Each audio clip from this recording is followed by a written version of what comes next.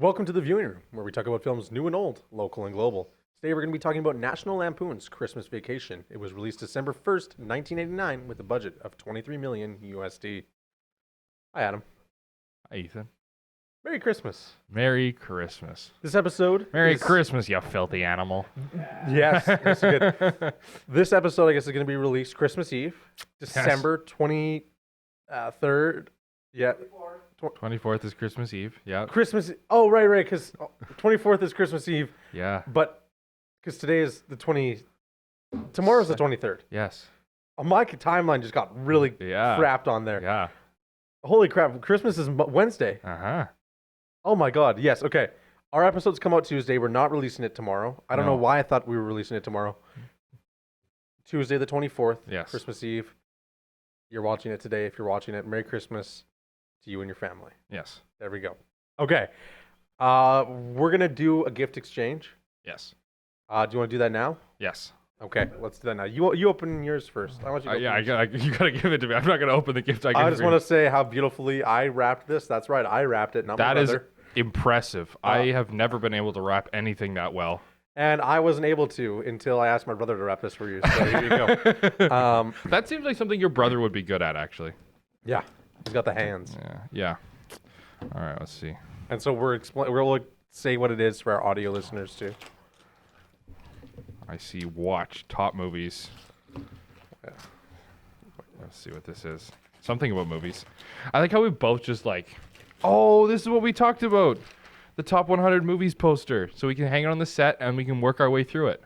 Yeah, we talked about this in like awesome. September. Yeah, that was old. I bought it for you the day we talked about it, and that it came is sweet. The first week of November. That is sweet. Okay, I want to see what movies are on it. Let's see. So yeah, we'll explain. So this is a poster. It's a scratch-off poster. It has 100 movies to watch basically before you die, or like the 100 best movies of all time. And basically, you scratch them off as you watch them. So we had this idea where basically, you know, if we watch a movie that's on this list, at the end of the episode, we could cross it off or whatever after we talked about it. Or, Adam, it's yours. You can just keep it at home and scratch everything off as you want. We'll put it on the set. It's yours to do with it. That was just an idea we had. Put it on the set for sure. Oh, look at that, hey. I wonder how many of these we can already scratch off. Exactly. Well, I think Forrest Gump, it must be on there, so Yeah. we could instantly scratch that off here. I'll help you hold it up. Oh yeah, Forrest Gump, I see it there. Fight Club's there as well. Look at that. We did both of those. Look at that. Schindler's List, Pulp Fiction, And, Shawshank, of course, The Matrix. yeah, that's awesome. And one of the cool things here too is each one of these things has like a little symbol that has to do with the movie. So when you cross off The Godfather, that's what it looks like. It's a little suit and tie thing, like Marlon That Brando's is thing. sweet. Yeah. So yeah, That is sweet. That is going on the set. yeah, we'll have to figure out a place for that, and you know, at the end of every episode, we can scratch it off on the movie wall and be like, That's "Hey." awesome. That is There we sweet. go. Thank you, my guy. And hopefully, we'll have watched every single movie on there by the end of this show. Not this episode. Yeah, I was gonna say by the end of this episode, this is the Christmas This is special. gonna We're be a gonna lot review of- 100 movies. All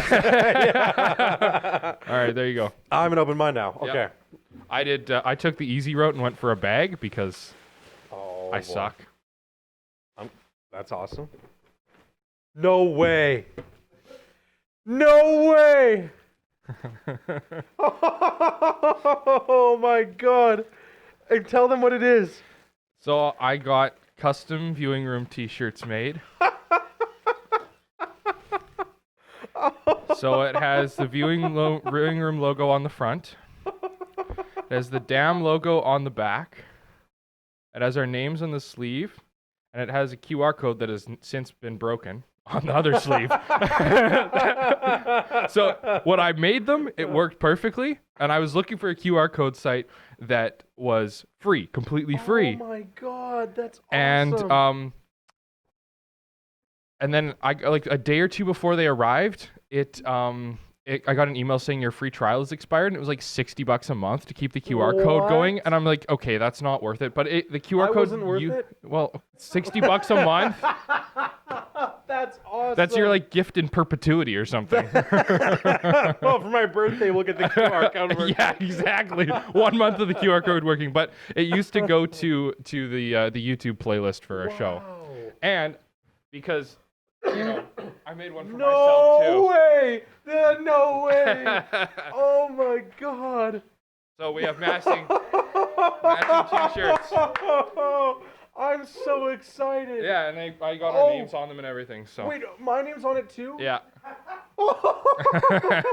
That's awesome. My mom's gonna freak out when I come home with this. Dude, that's awesome. Yeah. Oh I like how we both just got stuff for the show though. Yeah, you know what, that's funny too, yeah. This is incredible. Yeah.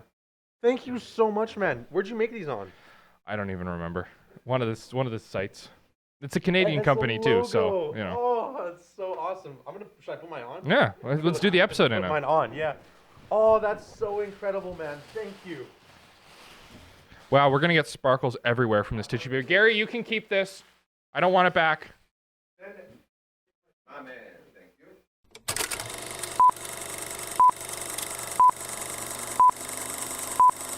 And now time for The Viewing Room with Adam and Ethan.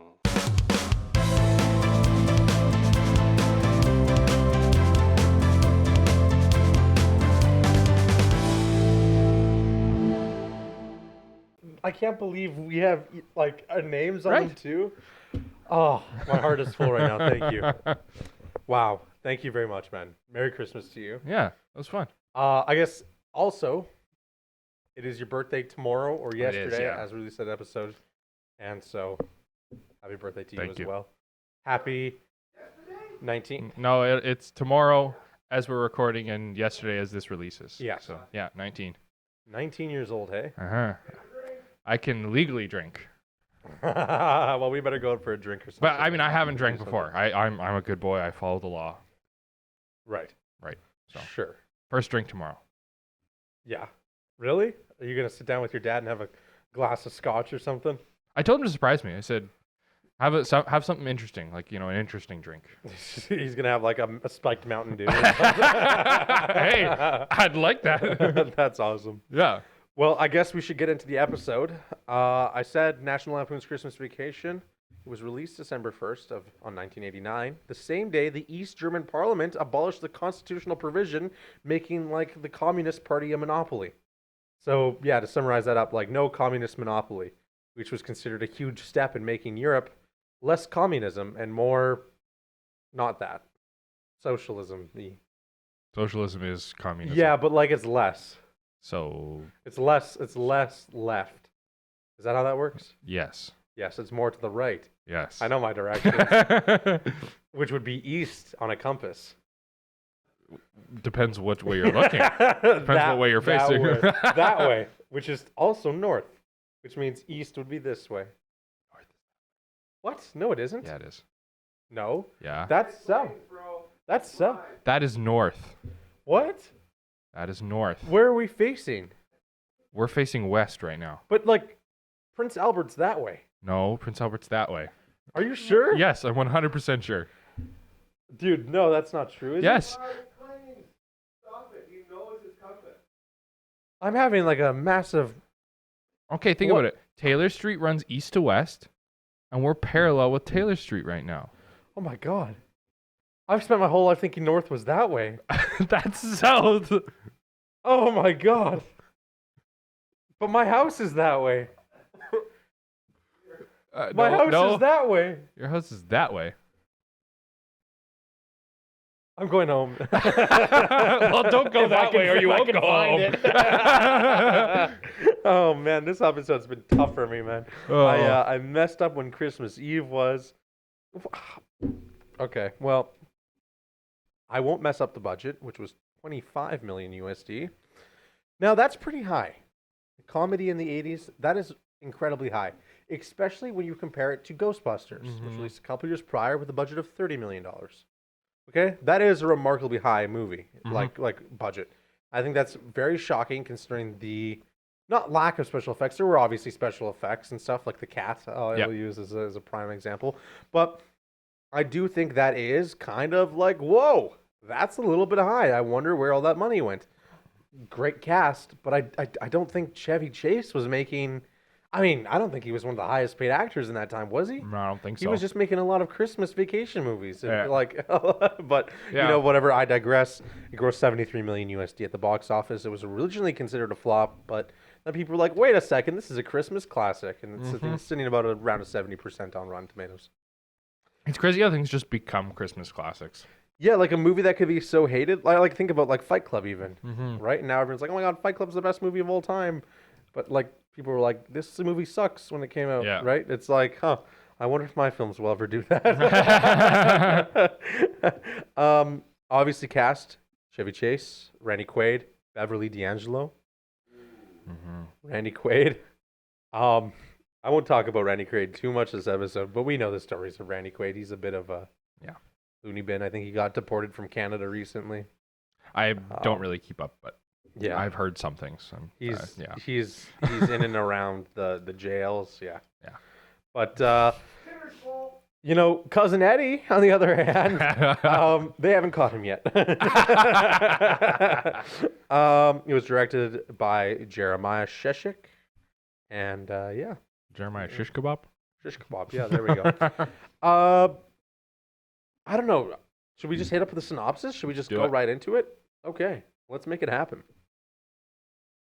As the holidays approach, Clark Griswold, played by Chevy Chase, wants to have a perfect family Christmas, so he pesters his wife, Ellen, played by Beverly D'Angelo, and children as he tries to make sure everyone is in line, including the tree and house decorations.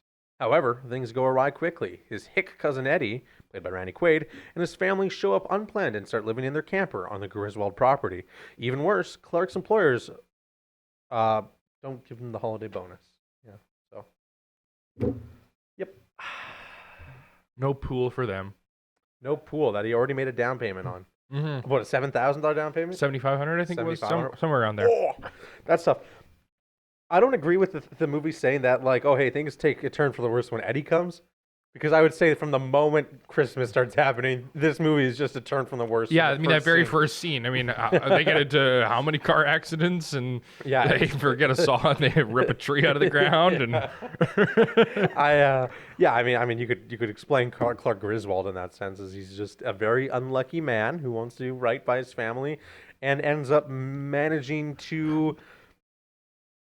but it's interesting, though. Like, he's like, oh, he wants to do right by his family. But then we have, like, 2 or 3 scenes where he's very strongly considering adultery. So it's like...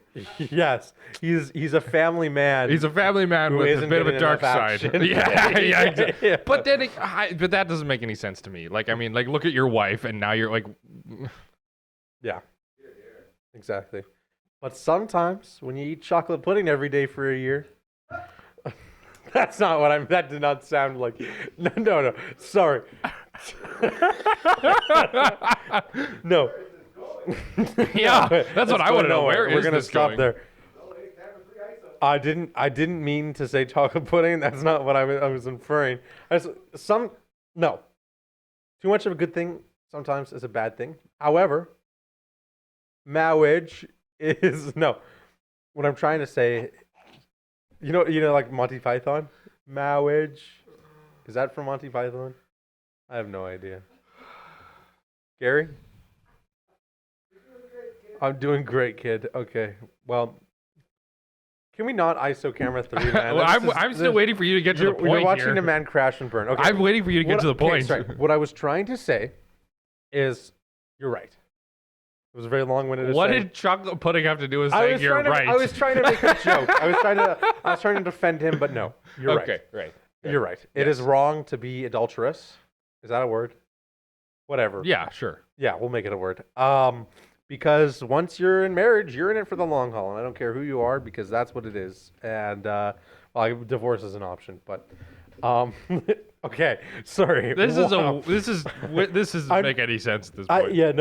I'm just saying, maybe he got a little bit bored, but that doesn't make it acceptable. But at least he was only imagining things for the most part. He was only imagining for the most part. Like that scene at the kitchen. Yeah. He's looking out the window. Yeah. I'm gonna be honest, that's probably the first time I've actually seen that scene in full, because anytime we watched it every year at Christmas because it was my mom's favorite, my dad would cover my eyes. That's unfortunate. And this is probably one of the first times in my life I actually got to see it. That is and very I gotta unfortunate. say, that's all I had to say. I thought you were gonna. I gotta say, I thought that's what you're gonna go into. Wow, what a great scene. No. Yes, that was a very roundabout way of saying yes. You're right. Clark Griswold should not be doing those things, Yeah. but he does, and at least he doesn't actually do it. It was a little scandalous though, and he's gonna have to answer for those crimes at some point. Mm. Sticky finger man. That's not what I meant. Okay. Anyways, so if you watch the movie, you'll understand what I mean. Which is probably not the point of the show, actually. Anyways, let's do a plot. You Yeah. start us off. Oh. I've crashed and burned enough. Well, now it's my turn. Yeah. All right. Well, we start off with the scene that everybody has wanted to do at some point, driving underneath a truck in a small car. Yep. Well, first they're caroling, and we are introduced to their kids who think their parents are idiots, kind of. Look, kids, a deer. Yeah. But see, that's what I mean. Like, his character is a little bit interesting because it's like it's not like just a straight up. Like you think of him kind of as like the goody two shoes sort of character, but then like like the classic TV dad where they're kind of just whatever everybody else wants, and they're not going to get into arguments and stuff. And then so he kind of portrays that, but then he also has those kind of scenes where he's flipping people off and road raging and yada yada yada, and you just walked in front of my camera trying to be all sneaky and I'm getting back at you. okay. Remember in our last episode when you eat pizza? I'm going to do the same thing. Okay. Doesn't bother me. No, but keep going. I was listening very intently. That was all I had to say. Narrow down the plot. I wasn't talking about the plot yet. Okay. I went on a rant about, not a rant, but I talked about something else. That's what reminded me of. He's a family man. Yeah, but he has Like that Peter dark side. Griffin. Yeah. Yes. Like yeah, Peter he's Griffin. kind of like a live action Peter Griffin in a way. He is. He's like a little less like meh. Yeah. But Well, like, but also I feel like they're a little more PG than Family Guy. I don't know. There was like some moments in this film where I was like, huh. Yeah, but have you watched Family Guy? Yes, I've watched 15 seasons of Family Guy. Mm-hmm. Yep. I think it's more PG than Family Guy. It's a little bit more PG. Yeah. Yeah. There's a few like Nazi episodes in Family Guy. Yeah. And that's some of the more tame stuff. Yeah. I know Family Guy is pretty brutal, actually.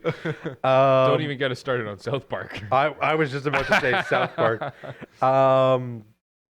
Yeah, it's interesting because he does kind of strike you as that weird Peter Griffin-esque character, family dad, TV dad, Yeah, almost in yeah. a way. That is very reminiscent of a TV dad. It Yeah. feels like this show sometimes was almost made for TV in a Yeah. way. It's a little bit more edgy though. I Yeah. don't know. I guess it's hard to say. Well, that's what I mean. It's like they portray it like a TV dad, but with a dark side. Mhm. Well, okay. So this is the only movie in the Vacation series that has like a direct sequel. Christmas Vacation 2, Cousin Eddie's Island Adventure, was made for TV in 2003, I think. Okay. And it's a 13% on Rotten Tomatoes. It did not do well. I tried to look up the budget, no information. I tried to make up how much it earned, no information. Like it was a stinker, like for sure. But yeah, it's the only kind of film in this Christmas Vacation, whatever, Yeah. escapade to have a sequel. Yeah. I'm not IMDb, whatever website, Forbes maybe, was like, it's the only sequel in the Vacation franchise to have a sequel. I was like, well, how does that work? Yeah. I was Yeah, like, that doesn't make sense. But but this is like, whatever. I guess, a direct sequel, whatever. It's not like a different Clark Griswold adventure, whatever. Yep. Coming up after the European vacation. So we start off, Clark Griswold is going to get a Christmas tree with his family. There's some road rage incident. They're going to go down in the middle of the forest and cut their own tree down because that's fun. And he doesn't bring a saw. So they have to drag the roots out of the ground in a very comedic way and drive it back to wherever they are. What's the town name again? I know they shot it in California, but it was not in California. I feel like it was like he wears a Blackhawks jersey at one point. Yes, So, Chicago, Chicago. of Yeah. course. All the movies are based in Chicago. Chicago. Yeah. He does wear a Chicago Bears hat when he Yeah. is chopping down the tree. So I Yeah. think that's right. Yeah. Speaking of the Blackhawks jersey, you can buy them on Amazon. That say Griswold on the back. And someone was wearing one at the Roxy on on Friday. So That's pretty shout sweet. out to Coliseum Presents for putting on these awesome movies Yeah. for everyone to go see. It was packed. It was absolutely full as hell. And I was like, I was kind of worried because like it was snowing a little bit and it was cold, and I was like, how many people are gonna be coming and seeing the movie? I was like I could probably like no line for popcorn, whatever. Man, the popcorn line's going to the freaking seats in the other movie theater, much like it did when we went to like The Shining or Batman and stuff like that. And man, it was just full as heck. That's awesome. And yeah, there was some Griswold jerseys and stuff like that, and I thought that was pretty cool because you can buy those on Amazon, and I thought that was nice. So just a little fun fact for myself. So thank you, Aaron and Rachel, for putting on. I wasn't able to be at that one, but it was fun. Yeah, always fun. But yeah, it was a hell of a time. Reed and I went, and beautiful.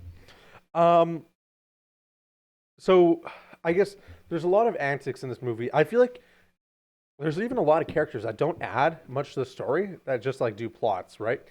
Like I guess we could say Clark Griswold, he works at I guess a food company, food manufacturing company, whatever. Yeah, not exactly Processing, clear what it is. like he's like a food analyst, I guess. Like how would you? Well, I even would almost say explain it? like a designer of like non-food food, like synthetic food stuff. Yeah. So basically, like every food that is on the market. Yeah. Yeah. Yeah. Exactly. And so their family's coming over for Christmas. We have the aunts and uncles and the in-laws and stuff like that. And so the house is going to be packed. Randy Quaid shows up. Cousin Eddie. Mm-hmm. That goes about as well as you'd think. I mean, that's probably one of the most classic characters in this movie. Lines as the shitter's full. You know what I mean? Yep. Oh, that's snot, right? That there's snot. That's real nice, Clark. Real nice. Oh, that there's an RV. I really love it. Randy Quaid does a good job. Yeah, he does a great job. Fantastic cousin Eddie. Maybe method acting if you've seen his recent stuff. But whatever. I said we wouldn't get into that or not too deep into that because I just think it's funny. I did watch a documentary on I watched a YouTube video documentary on Randy Quaid. Yeah. So take that as you will. It wasn't like no Netflix documentary. It was what happened to Randy Quaid after this movie. Spoiler alert, it wasn't great. Mm-hmm. Shout out to Sunny V2 on YouTube. Yeah, he's good. He makes good stuff. I enjoy him. Yeah. We should analyze one of his documentaries. Yeah, I guess the timeline in my mind is kind of messed up. I'm going to be honest. Like, this is definitely a movie, in my opinion, where you could watch. No, maybe. I feel like you could watch it in different chunks, like rearrange scenes, and it would still make sense. It's because the cohesive story is so like it doesn't matter, right? Yeah. Like the story is not the important part. The important part is the shitty jokes along the way, and just the goofiness. Because I mean, like the actual like connective scenes, there's very few really. I mean, the basic plot of it is they'll come over and it's just a disaster, right. And then in the end, everybody's fine because he gets his Christmas bonus. Do with whatever. Yeah, and he gets his Christmas bonus, and that's it. Right. It's I guess we can go through some of the scenes and stuff like that and break it down because Clark does have he has a better outcome because he's very family orientated.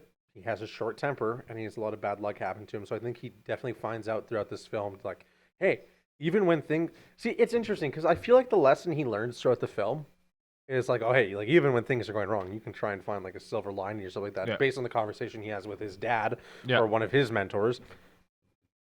But at the same time, when I'm watching most of this movie, I'm kind of already thinking that he's kind of more optimistic than other people, like his kids. So it's like the lesson he learns at the end of the day is something that I think he knew before, but maybe lost along the way. Yeah. You know what I mean? Like I feel like he didn't like learn anything crazy. He just more like was like, oh yeah, maybe I shouldn't yell at my dying grandparents. I guess or his aunts and uncles or whatever. Yeah, I don't know how that relation works. Whatever. It doesn't matter. So the family comes over. We have like the great aunts or whatever for the kids, and they bring a cat. Is it Aunt Anna? What's her name? Aunt Donna? Aunt Anna? I don't remember. I have no idea. It's not honestly. It's not even important because they're not that big a character in a way. Yeah, a lot of them don't even have lines for the most part. Like Even like one of Randy Quaid's kids that comes later doesn't have a single line throughout this film. It's interesting. Speaking of which, I forget the actor's name, but the kid who plays one of Clark's kids is the dude in Big Bang Theory, Leonard. Really? Yeah, the kid, like Clark Griswold's son Yeah. in this film is that makes plays sense. Leonard in Big Bang Theory. Yeah. Crazy, I didn't know that. Yeah, that's cool. Reed told me that when we were leaving the theater. I was like, huh, it's very impressive. Yeah. I don't know. I feel like When was this movie released again? 89. 89. Okay. Yeah, that timeline checks out. See, I feel like I'm kind of scatterbrained today right now. Yeah. Like I'm trying to piece things Well, together. this movie is kind of scatterbrained. Like, I would say so, yeah. Yeah. There's some great dream sequences throughout. It's interesting because from the store when they're buying the Christmas gifts, he sees this lady, and then he starts to daydream what his pool could look like on Christmas Eve by imagining this lady. And yeah, it's very. I love that scene. The way he does he keeps messing up the words. Like that's so cleverly done. Yeah, like and he acts it really well. Like.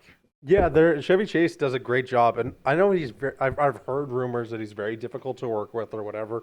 I'm not going to speak to that, but I definitely think there is some fantastic acting in this film where there's lines like that, and when he does his monologue at the end of the film where he's talking about how he wants to get his boss there wrapped up in a bow or whatever, swearing, it's probably one of the best scenes. I can't quote it because it's just so.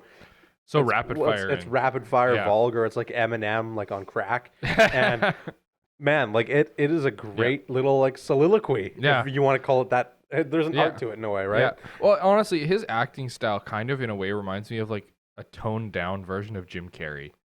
Like just the way he acts and like the way his like facial expressions, like with the eyes and everything. It's kind of like Jim Carrey, but like just not quite as like on crack as Jim Carrey. Yeah, I get that. I definitely, it's like a tame Jim Carrey. Yeah. Yeah, lots of eyes and eyebrows and stuff. And there's a lot of character reaction shots in this film if you really look at it. Yeah. Like I wouldn't say there's any like really unique cinematography or anything like that. No. But there is some funny comedy shots where it's just a character staring at Clark or Clark staring at someone else. And it does do a good job of going back and forth like that. Yeah. I really appreciate that. And I guess, Cousin Eddie shows up, tells him he's going to be staying for a month. That's another great reaction shot. And the RV, he spits out his eggnog. A month. And Randy Quaid brings his dog Snot, his two kids, and his wife, and they cause a bit of some problems. Randy Quaid's a little bit interesting. He dumps his sewage through a storm drain. Shitter's full. I like when he's like, okay, I want to help you out so your kids can have Christmas or whatever, and then he just starts giving them a huge list and like, I want you to get yourself something nice or whatever. It's like I'm buying a gift for myself. Yeah, that's funny. And it just keeps piling dog food on the cart. There's like 6 bags of dog food by the time they're done. Yeah. Oh man, that's funny. And I was thinking about this in the movie too. It's convenient how they went through the Walmart and everything they needed to get at Walmart was all in the nice aisle like this. And it's like, never like that. It's always like wandering around every single aisle trying to find what you need. But I do like that movie kind of like maybe trope even where they walk down one aisle and their shopping's done because the character just grabs something, put it in the cart. And it helps with the flow of the movie because it's not like, I feel like a lot of like, especially in a low budget thing, like if I was going to be like, okay, your character needs to get 3 things from Walmart, I would be showing them going from one aisle to the next. Yeah. But I do kind of like the flow of just having everything in one aisle. Maybe it's not realistic, but are we really looking for realism in National Lampoon's Christmas Vacation? Yeah, you can't. And from now I'm going to refer to it as Christmas Vacation because that's how I refer to it in my family. Yeah, Christmas Vacation. I knew people would kill me though if I didn't say National Lampoon's, but Christmas Vacation. It's Christmas Vacation. It's a Christmas Vacation. This is actually one of 2 Christmas movies that was released in 1989. There was only 2, and I want to talk about this for a bit and have a conversation. So the other one was John Hancock's Prancer. Okay, so 2 Christmas movies came out in 1989. How many Christmas movies do you think came out this year? Yeah, I know for sure Red one, and there was another like Santa where the kid like addresses the letter to Santa, but it's actually Satan. He spells it wrong and it's Satan. It has like Jack Black in it. So there's at least those two. And then I'm going to add another 4. Just say 6. All right, so you think I think 6. six Christmas movies came out this Yeah. year? 110. Holy shit. How many of them were Hallmark out of those 110? Ooh. 107. No. 32 of them were Hallmark, according to Forbes. Okay. I'm curious to see what they're classifying as like Christmas movies, because like I could make a Christmas short and call it a Christmas movie, and like release it. Sure. But like so I'm curious what their criteria is for those 110. Maybe criteria has changed, but it is interesting that out of official Christmas movies, only 2 came out in 1989. Now there's 110 this year. I What do you wonder think- What do you think that speaks to, though? the industry Mm-hmm. being more accessible for one thing. Shooting in winter is probably a big thing too. Yeah. Although most movies aren't really shot in winter. Let's be No, honest, they always yeah. fake snow and they're in California. I love when they're like, "Oh, it's so cold outside," and it's like probably like -2, if that. Yeah. I don't Generous. know. I don't know. I just think there's like some. I don't know. Maybe that I wasn't mean- as interesting to you as it was to me, but I definitely think that it is. I'd be interesting. curious to see though, like over time. So, from 1989 to 2024. When mean, was the that's first official Christmas movie? Hmm? When was the first official Christmas movie? 1930. Well, but no, I mean like okay, so maybe in 1989 there was 2, and Sure. then in 1990 there was 30, and like it's been a slow, gradual build up. Right. Sure. But you know, as a whole, though, just looking from those 2 years, because I Yeah. wanted to see, I thought it was just interesting that there was only 2 that year, because we're used to a lot, right? And obviously, we don't see all of them because there's so many movies are being made that it's like ridiculous to. I'm going to see all 100 Christmas movies that came out this year. It's like it was time for that. Like you'd have to watch Yeah. 6 a day for 3 weeks or whatever. You wouldn't even finish them, and you'd be like, all right, like there you go. But whatever.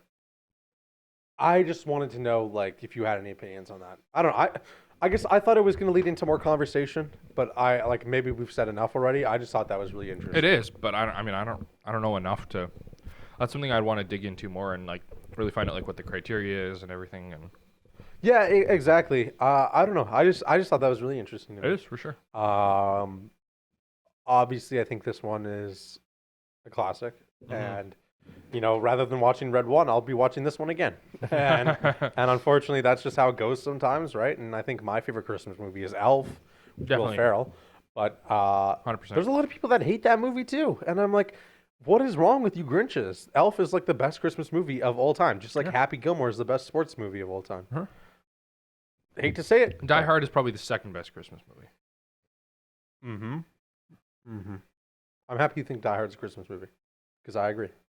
I think you'd be stupid to say Die Hard's not a Christmas movie, Anybody who disagrees is wrong. because it takes place at Christmas. All the music in it's Christmas. At the end credits, Christmas movie. Yeah. It's at a Christmas party. If you don't think Die Hard is a Christmas movie, then Home Alone isn't a Christmas movie. Yeah.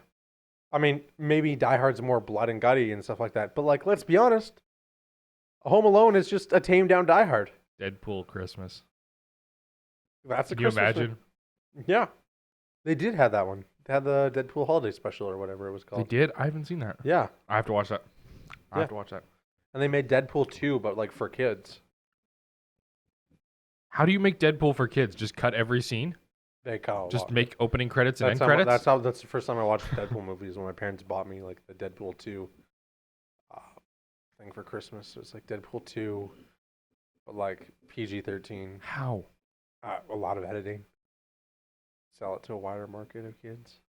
How could you even But edit Deadpool here's- into PG-13? here's- You'd have to here's- bleep the entire movie, Uh-huh. blur everything. Uh-huh. Here's my problem too. You want to know what my problem is? What? When I went to Deadpool 3, there was kids in the fucking theater. Yeah, I've seen that, and And like I- it's not. I don't want to be that guy. Okay, first of all, what you do with your kids as a parent, that's your business. Okay? Anyone tells you you're wrong, bad parent for whatever, they can shut the hell up, because like whatever. Not our business, right? However, I will say that in my family, that would never have happened. No, I didn't see my and first Deadpool movie till I was 17. I don't think you should be showing your. I mean, there's a reason it's rated like R or M or whatever. Exactly. High. Like, I mean, it's bloody. It's vulgar. There's a lot of sex jokes. There Like was 6-year-olds in the theater That's- quoting it as we left. I'm not even joking. Kids that when we went outside to our cars had to hold their parents' hands to cross the street. And that's ridiculous. and again, not my business, not my concern. I'm just saying that, like, hey, that probably would never have happened in my family. Well, I don't know. I do think that's just kind of stupid. Like, It's interesting. It's very interesting. I know this is way off topic, but I'm happy that we had some sort of conversation about this because I think a lot of parents do kind of agree with that. Like, hey, like maybe we should watch what the kids are watching. But like also at the same time, I know it's super difficult. Like if you want to go out and see a movie, sometimes, you have to kind of bring the kids along with you. Now, maybe there's other options. You could see Despicable Me 4, right? But just as violent. little less gory. They don't mention Saskatoon in that one, so that's the point. No, but that I don't really know what the point of all that was, but it is interesting to me because, and I think it relates to this movie in a way too, because this was kind of more vulgar than I remember it to be too. It definitely is. There's a lot of jokes. Yeah, there's a. Yeah, I don't know. I mean, I don't know. What's the rating on this one? One Is it a PG-13? I want to say it's probably just PG. I feel like it's probably PG-13. Oh yeah, there is some swearing, isn't there? Mm-hmm. It's PG-13. You're Yeah. right. Yeah, There's sides of a woman's breast. Yeah. Yeah. Yeah. Yeah. Uh-huh. Okay. No. I don't know. It relates back to this in this movie. There's kind of vulgar and stuff like that. But like I said, I don't know what episode we were talking about this on, but I do think we're kind of desensitized to that a little bit. Yeah. That's why there's kids. Well, we've who also know talked what about how Deadpool is. the rating like has changed. I mean, like, look at how much smoking is in this movie. Like, they're always smoking or got a cigar or something. Like, you almost never see that in a PG-13 movie now. Or and I mean also like I'm sure that was considered pretty like that much swearing and stuff and all that and whatnot. It would be considered a lot more like risque than. And I would argue too, when you're talking about cigarettes and stuff like that. Yeah, I would say that actors back then would have probably been like, "Hey, if you tell me not to smoke, then I quit." You know what I mean? Right. Nowadays, I bet there's some directors now, like in the studios, are like, if you smoke, you're done. Like, we're going to fire you. You know what I mean? I think maybe there's a bit of a power dynamic shift. Like, I think a lot of actors, especially more in the past, and still now, there's always going to be actors like this, but they can kind of walk in and be like, hey, like think about Marlon Brando or anyone like that. They can kind of walk in and control the set in a way. Yep. But I think now there's a bit more of a power shift where I think as a whole, I don't think you hear stories about that as much. You know what I mean? Do I sound crazy? Or no, I agree. I think yeah, definitely like. Well, I feel like also the directors have a little, like it's almost like the market is more saturated in a way. Like if so and so doesn't want to do a movie, they'll just bring in somebody else, another star. Like I feel like there's more actors and more stars than there used to be, and so yeah, there is like there is more incentive to just go along. Like it's a bigger industry now, so I like what you say. There is more people to kind of fight for the pot. It's I'm gonna say it's more of like like in real estate you've got like a buyer or a seller's market. Like when there's a whole bunch of houses on the market, then it's a buyer's market. You can demand the prices. Whereas if you have a whole bunch of buyers but not enough houses, it's a seller's market. They can demand a higher price. It's like the same thing with the actors. Like okay, so now that there's a whole bunch of actors, you're trying to get the gigs. Whereas now, before when there was less actors, they were trying to get the actors for the gigs. So the actors could demand a little bit more. Whereas now, the directors can demand a little bit more. Yeah, I agree. Yeah. I like that. That was really insightful. Uh-huh. Hell yeah. And if you want more real estate tips, check out Bamford & Co. podcast. Because that's about my limited knowledge of real estate. Yep. And that's still double what I know. So perfect. But I know what an interest rate is because I have a car loan now. Yep. Yep. Oh well, Merry Christmas to me, right? That's what I was asked. Like, oh hey, like, you know, Christmas is coming. Are you gonna buy yourself anything good? I'm like, you know what? I'm gonna send a nice big check to the bank as a little, little thank you. Yeah. Yeah. Yeah, my credit card didn't like me this month. Yeah. I woke up today and I noticed that I got charged for my Apple bill, my Premier bill, and my phone bill all today. Yep. And I said, I forgot to budget for those three things, and thank goodness we had pizza at this at the studio here. Yeah, my credit card's a little bit full. I'm gonna have to make some space on that. Yeah, exactly. Oh man, I actually have another fact too. Yeah, let's do it. Harold Ramis was asked to direct this movie because they couldn't find someone to direct. Chevy Chase wouldn't do it, but Harold Ramis had to decline because of Ghostbusters 2 writing. And I threw that fact in because I think it does help with my comparison, because I was, again, on that article I was reading comparing it to the Ghostbusters budget. Because, yeah, there's some special effects in this movie. They do like the kind of funny glowing light ray on the tree when they find the right tree. That's interesting. The light effects and stuff like that when the house turns on, or And some of the explosions. the bullets and stuff like that, when like the bullet whiz thing when he gets on the sleigh and stuff like that. But yeah, I wouldn't say like. I mean, there is also Ghostbusters. slightly higher for on the practical side because you've got a lot more practical stunts than Ghostbusters has, in my opinion.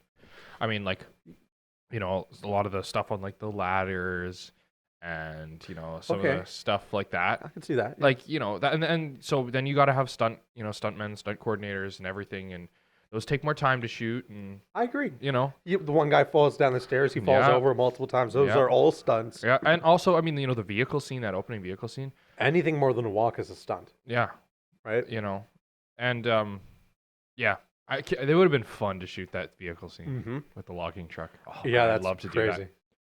So much fun. I'm not going to argue realism in that because it's a comedy movie, right? People have done it. Oh yeah, I'm sure. Yeah. I'm going to say that's realistic. Mm-hmm. Yeah, it is. It would be really tough to accidentally do that. True, but maybe more likely than winning the lottery, though. yeah. I won the lottery the other day. Yeah, the friendship lottery. No, I got a free play on 649. You're already gambling, and you're not even 19 yet. Oh, I've been gambling for a whole year. As soon as I was able to buy them, I went and bought a lottery ticket on my 18th birthday. I think. Did I do the same thing? I think I waited like a week or two, but then I was like full degenerate, like $25. No, I'm joking. No, I bought I don't buy them very often. I bought 3 or 4 in the last year. I definitely went through a phase where I was buying one whenever I went to a gas station, like I was buying like 3 a month, but I haven't bought one since like January of last year. Yeah, or January of this year, I guess. So almost. It wears off pretty quickly when it's just that, You spend $2, you win nothing. Yeah. I mean, whatever. It's a nice little fun thing to do for 2 seconds, but then you're like, yeah, okay, really? Like, I could have had a coffee. Yeah, and exactly. Instead, I got shavings all over myself now. Now I've ruined my clothes. My car is dirty. Yeah. And I'm down $2. Yep.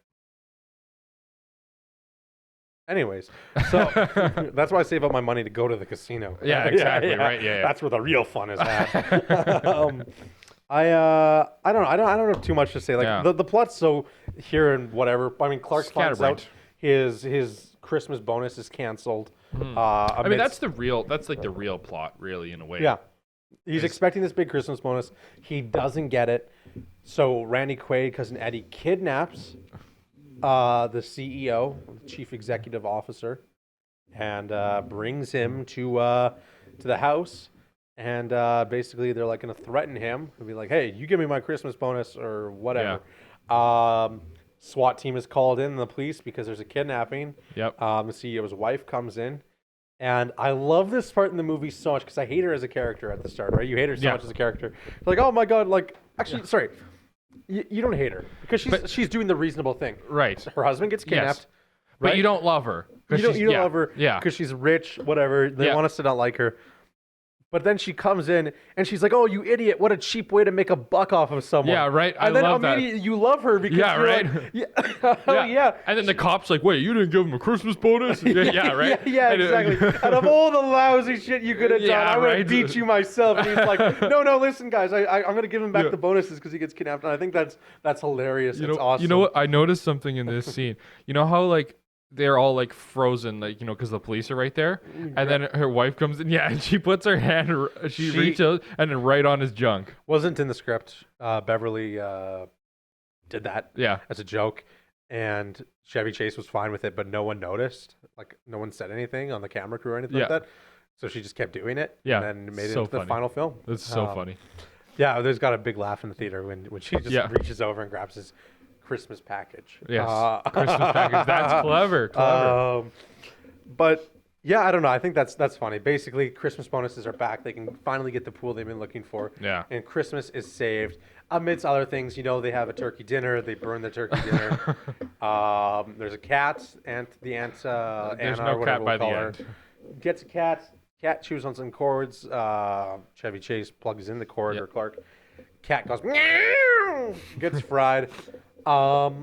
Which I like and dislike that for different things. Like I think it's hilarious, but what I wish they would have done, because they never talk about the cat ever again. Yeah, right. And I mean, again, like I said, you could kind of show some of these scenes in different orders and they would still make sense.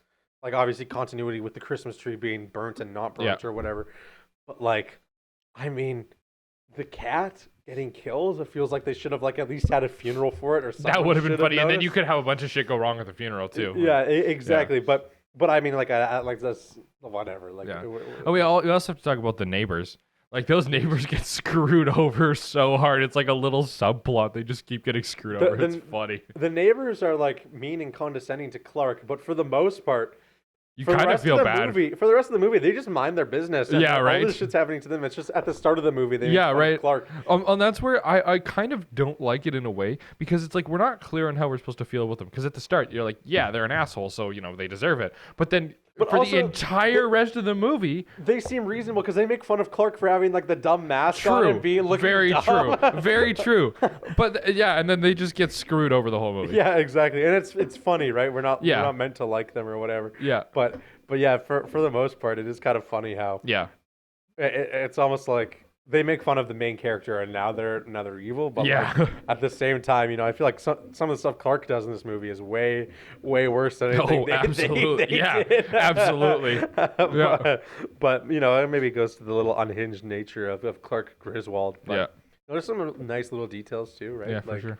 I like when the guy comes with the news or like the letter. Yeah. He rips off the door knocker. Yeah. That's pretty freaking funny in my opinion. Like the little cat food in the Jello. Yeah. Oh, that's hilarious. Yeah, that's so good. It's a family favorite movie in my family. Yeah. I hadn't seen it before, actually. You've never seen it? No, I hadn't seen it. So. Wow, that's crazy. I said that to Reed. Reed had never seen it. It does that thing too at the start where it does the animated intro. I liked that. A lot of comedy movies do that, and sometimes I have a problem with them. Like in my opinion, what's the movie? The one with Tom Hanks and Leonardo DiCaprio. Catch Me If You Can. I didn't like that one because I thought it was too long, like 3 minutes or something like that. Like it was crazy. But you know what? I really enjoyed this one with the Santa Claus and that stuff, and I think it sets the tone for the movie. Yeah. But maybe you could say it also isn't needed too because that intro scene is so funny anyways. Yeah, that like you already have the audience, right? Yeah, it starts off very sitcom-y. It's like, okay, Dad, remind me what we're doing again. You know what I mean? Yeah. And again, and you could have thrown titles in there, like exactly. Easy when they're doing the Christmas caroling and everything. You could have titles, rolling through there too. And why it feels like a Christmas thing too is because they're already halfway to the middle of nowhere for the destination. The kids obviously know they're going to cut down a Christmas tree, but they throw in that exposition dialogue, right? Yeah. Like, hey, Dad, remind me what we're doing again. You know what I mean? Like it's not subtle, right? Yeah. But again, I think it kind of fits because it's a funny comedy. It's like a made-for-TV but feature length. Yeah, exactly. I don't know, man. That's kind of like what I have. I don't have anything more. It's these last couple episodes. They've been pretty simple movies and. Yeah. Oh, I found this thing on IMDb, and I don't know how true it is because it's IMDb. It's like the Wikipedia of film sometimes. Apparently, Snot or the cat is actually Beverly D'Angelo's real life pets. One of the two, or like it said, it was two different things that said I snot find or that the cat. slightly surprising I because they have to be so well trained. To I do looked movies. it up. I looked it up on other, Yeah. like whatever. Couldn't find any information. Yeah. It was on IMDb, so I figured I'd Yeah. write it down. But again, I wouldn't trust Yeah. that fact because I couldn't Right. figure out anything else. But maybe it's true. Maybe it is true, and I'm just being too skeptical. But like, whatever. I just caution. Whatever. Just caution that. Take it with a grain of salt. Yeah, I don't know. I kind of think that's it. Yeah. I think it's a good movie.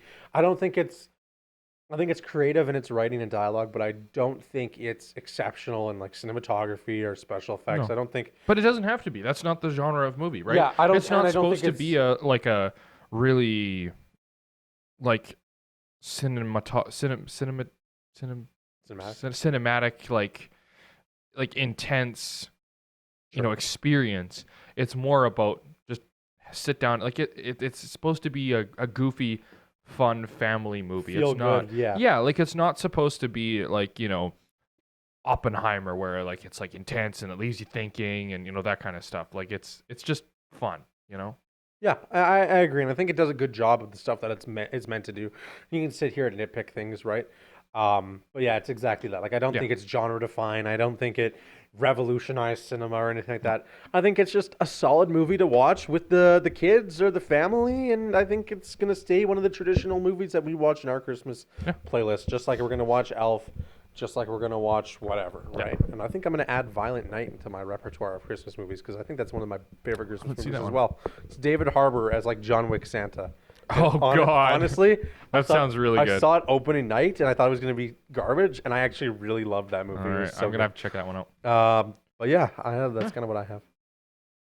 Rate it.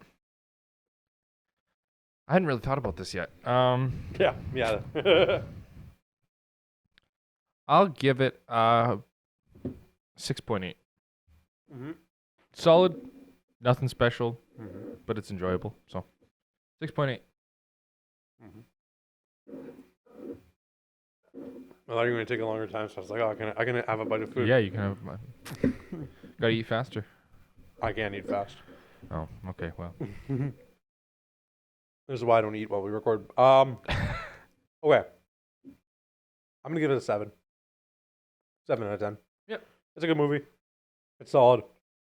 It's not like exceptional, but it's funny. Yeah. It's there.